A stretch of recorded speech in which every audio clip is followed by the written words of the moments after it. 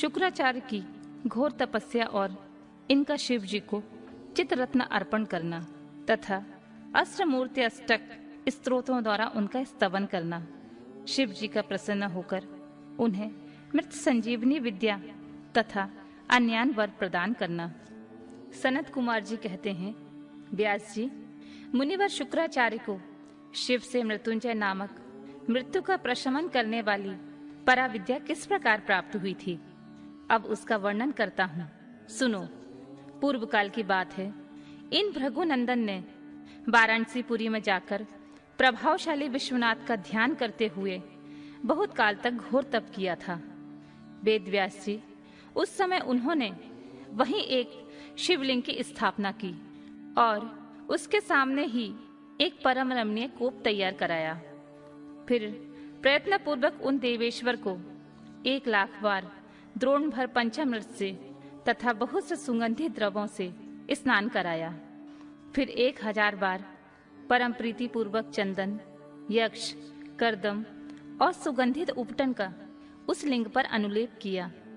तत्पश्चात सावधानी के साथ परम प्रेम पूर्वक राज चंपक, अमलतास, धतूर, कनेर, कमल, मालती, कर्णिकार, कदम, मौलसिरी, उत्पल, मल्लिका, चमेली, शतपत्री, सिंधुबार, ढाक, बंधुक पुष्प, गुलदोपहरी, पुनांग, नाग केसर, केसर, नव मल्लिक, बेल मोगरा, चिविलिक, रक्तदला, कुंद, माघ पुष्प, मुचुकंद, मोतिया, मंदार, बिल्वपत्र, गुमा, मरुब्रक, मरुआ, ब्रक, धूप, गठिवन, दौना, अत्यंत सुंदर आम के, पल्लव, तुलसी, देवजवासा, बृहस्पत्री, कुशांग, नंदावर्त, नांदरुक, अगस्त, साल, देवदारू, कचनार, कुरुबक, दुवांकर, कुरटंक, करसैला, इनमें से प्रत्येक के पुष्पों और अन्य पल्लवों से नाना प्रकार के रमणीय पत्रों और सुंदर कमलों से शंकर जी की विधिवत अर्चना की।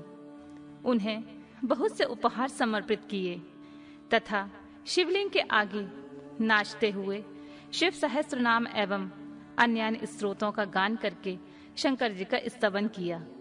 इस प्रकार शुक्राचार्य 5000 वर्षों तक नाना प्रकार के विधि विधान से महेश्वर का पूजन करते रहे, परंतु जब उन्हें थोड़ा सा भी वर देने के लिए उद्यत होते नहीं देखा, तब उन्होंने एक दूसरे अत्यंत दुस्सह एवं घोर नियम का आश्रय लिया। उस समय शुक्र ने इंद्रियों सहित मन के अत्यंत चंचला रूपी महान दोष को बारंबार भावना रूपी जल से प्रलाक्षित किया। इस प्रकार चित्ररत्न को निर्मल करके उसे पिनाकधारी शिव को अर्पण कर दिया और स्वयं धूमकर्ण का पान करते हुए तप करने लगे। इस प्रकार उनके 1 सहस्त्र वर्ष बीत गए। तब भृगुनंदन शुक्र को यूं दृढ़ चित्त से घोर तप करते हुए देखकर महेश्वर उन पर प्रसन्न हो गए। फिर तो दक्ष कन्या पार्वती के स्वामी साक्षात विरूपाक्ष शंकर, जिनके शरीर की कांति सहस्त्रों सूर्यों से भी बढ़कर थी, उस लिंग से निकलकर शुक्र से बोले, महाभाग भृगुनंदन, तुम तो तपस्या की निधि हो। महामुने, मैं तुम्हारी इस अविच्छिन्न तप से विशेष प्रसन्न हूँ। भार्गव, तुम अपना सारा मनोवांछित वर मांग लो, मैं प्रीति पूर्वक तुम्हारा सारा मनोरथ पूर्ण कर दूंगा। अब मेरे पास तुम्हारे लिए कोई वस्तु अदेय नहीं रह गई है। सनत कुमार जी कहते हैं, मुने, शंभु के इस परम सुखदायक एवं उत्कृष्ट वचन को सुनकर शुक्र प्रसन्न हो आनंद समुद्र में निमग्न हो गए। उन कमल नयन दूश्वर शुक्र का शरीर परमानंद जनित रोमांच के कारण पुलकायमान हो गया। तब उन्होंने हर्षपूर्वक शंभु के चरण में प्रणाम किया। उस समय उनके नेत्र हर्ष से खिल उठे थे।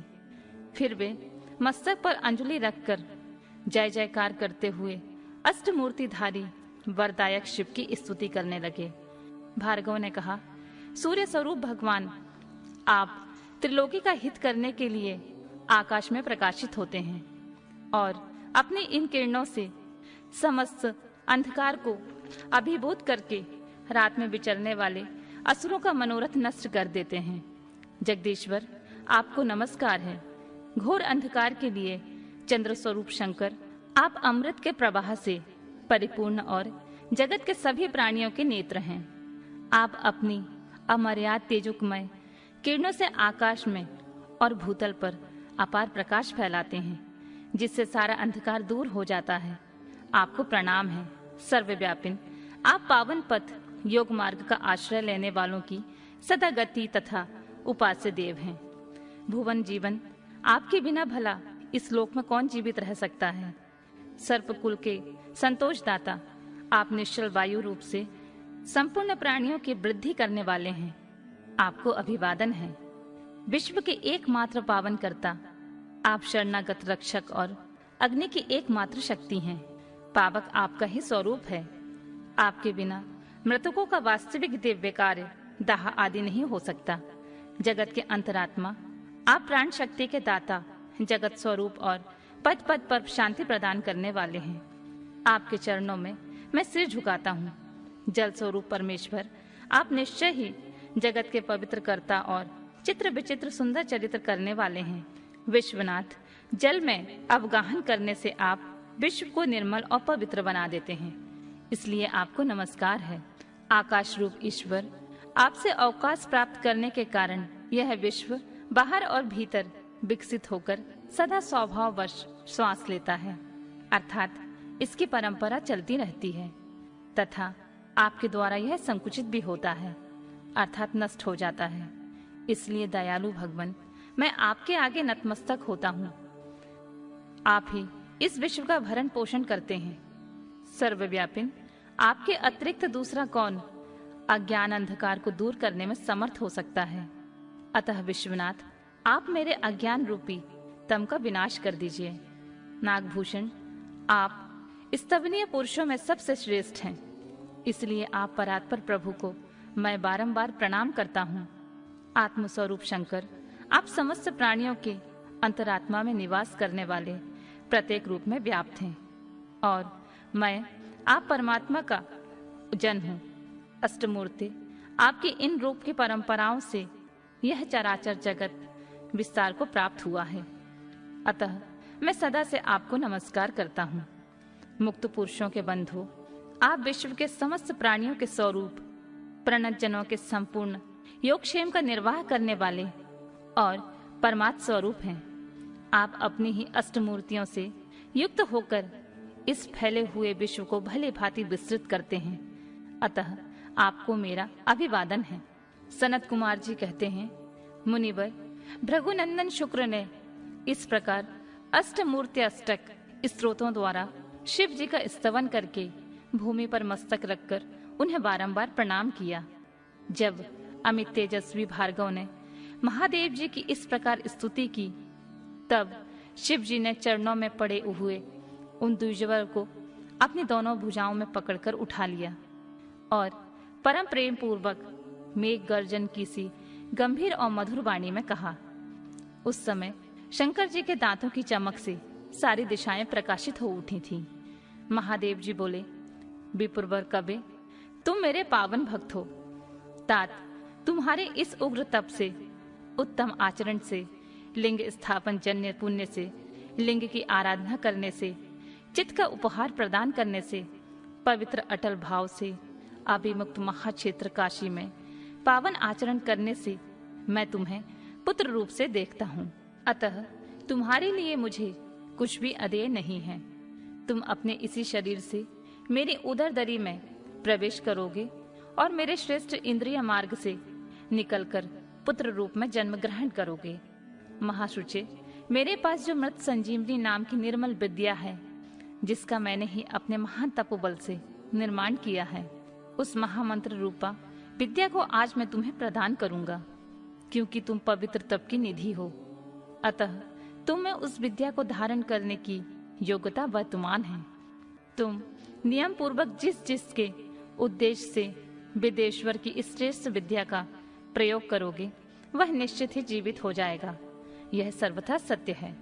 तुम आकाश में अत्यंत दीप्तिमान तारा रूप से स्थित होगे। तुम्हारा तेज सूर्य और अग्नि के तेज का भी अतिक्रमण कर जाएगा। तुम ग्रहों के प्रधान माने जाओगे। जो स्त्री या पुरुष तुम्हारे सम्मुख रहने पर यात्रा करेंगे, उनका सारा कार्य तुम्हारी दृष्टि पड़ने से नष्ट हो जाएगा। सुब्रत, तुम्हारे उदय होने पर जगत में मनुष्यों के विवाह आदि समस्त धर्म कार्य सफल होंगे। सभी नंदा, प्रतिपदा, षष्ठी और एकादशी तिथियों में तुम्हारे संयोग से शुभ हो जाएंगी और तुम्हारे भक्त वीर्य संपन्न तथा बहुत से संतान वाले होंगे। तुम्हारे द्वारा स्थापित किया हुआ यह शिवलिंग सुक्रेश के नाम से विख्यात होगा। जो मनुष्य इस लिंग की अर्चना करेंगे उन्हें सिद्धि प्राप्त हो जाएगी। जो लोग वर्ष पर्यंत नवव्रत परायण होकर शुक्रवार के दिन शुक्रकूप के जल से सारी क्रियाएं संपन्न करके सुक्रेश की अर्चना करेंगे, उन्हें जिस फल की प्राप्ति होगी वह मुझसे श्रवण करो। उन मनुष्यों के वीर की अधिकता होगी, उनका वीर कभी निष्फल नहीं होगा। वे पुत्रवान तथा पुरुषत्व के स्वभाव से संपन्न होंगे, इसमें तनिक भी संदेह नहीं है। वे सभी मनुष्य बहुत सी विद्याओं के ज्ञाता और सुख के भागी होंगे। यूं वरदान देकर महादेव उसी लिंग में समा गए। तब भृगुनंदन शुक्र भी प्रसन्न मन से अपने धाम को चले गए। व्यास जी कहते हैं, यूं शुक्राचार्य को जिस प्रकार अपने तपोबल से मृत्युंजय नामक विद्या की प्राप्ति हुई थी, वह वृतांत मैंने तुमसे वर्णन कर दिया है। अब और क्या सुनना चाहते हो?